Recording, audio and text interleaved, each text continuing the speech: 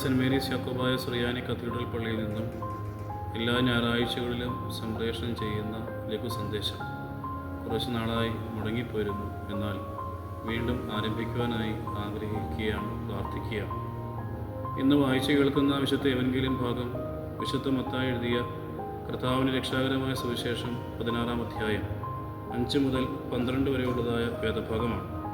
ശിഷ്യന്മാർ അക്കരയ്ക്ക് പോകുമ്പോൾ അപ്പവും കൂടി എടുക്കാൻ മറന്നുപോയവരോട് സാധുക്കളുടെയും പരീശന്മാരുടെയും പുളിച്ച മാവിനെ സൂക്ഷിച്ചു കൊള്ളുവാൻ കർത്താവ് തമ്പുരാൻ പറയുമ്പോൾ അപ്പം എടുക്കാത്തതുകൊണ്ടാണ് കർത്താവ് ഇങ്ങനെ പറഞ്ഞതെന്ന് ശിഷ്യന്മാർ വിചാരിച്ചു പോവുകയാണ്.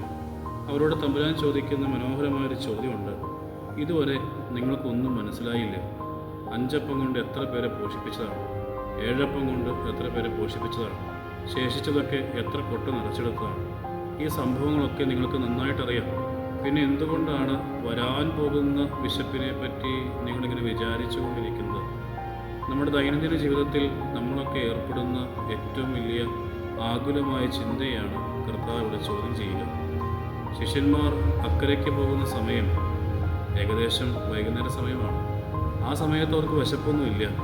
പിന്നെയോ രാത്രി കഴിക്കാനുള്ള അല്ലെങ്കിൽ ഇനി വിശപ്പുണ്ടാകുമ്പോൾ കഴിക്കാൻ പോകുന്ന അപ്പത്തെ പറ്റിയാണ് അവർ ഇപ്പോൾ ചിന്തിച്ചു വയ്ക്കുക.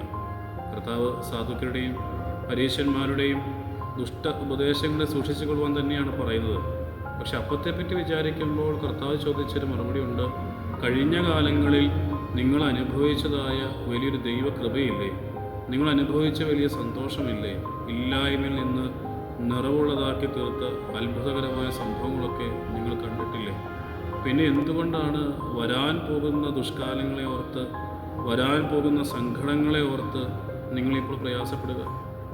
വരുന്നത് എന്തുമായിക്കൊള്ളട്ടെ, ദൈവം കൂടെ ഉണ്ടെന്നുള്ള ബോധ്യം നിങ്ങൾക്ക് നഷ്ടമായില്ലേ?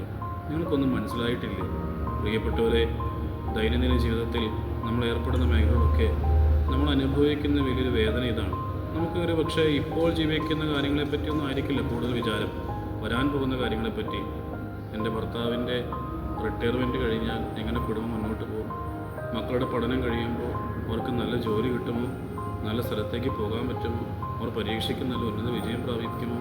അങ്ങനെ തുടങ്ങി എല്ലാവിധമായ ചിന്തകളും വരാൻ പോകുന്ന കാര്യങ്ങളെ പറ്റിയുള്ള പേടിപ്പെടുത്തുന്ന ചിന്തകളാണ്. അതിൽ പെട്ടുപോയി സങ്കടപ്പെട്ട് ജീവിക്കുന്നവർ അനേകരാണ്.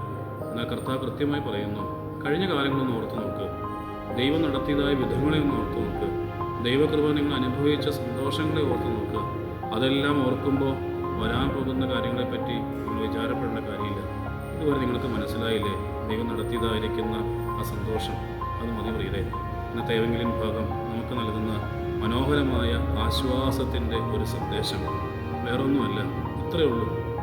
സന്തോഷമായിട്ടിരിക്കുക. കഴിഞ്ഞ കാലങ്ങളിൽ ദൈവം നടത്തിയതായ സന്തോഷങ്ങൾ ഓർക്കുമ്പോൾ വരാൻ പോകുന്ന പ്രതികൂലങ്ങളൊക്കെ നിസ്സാരമാണ്. ദൈവം നമ്മോട് കൂടി ഇരിക്കട്ടെ. ആമേൻ.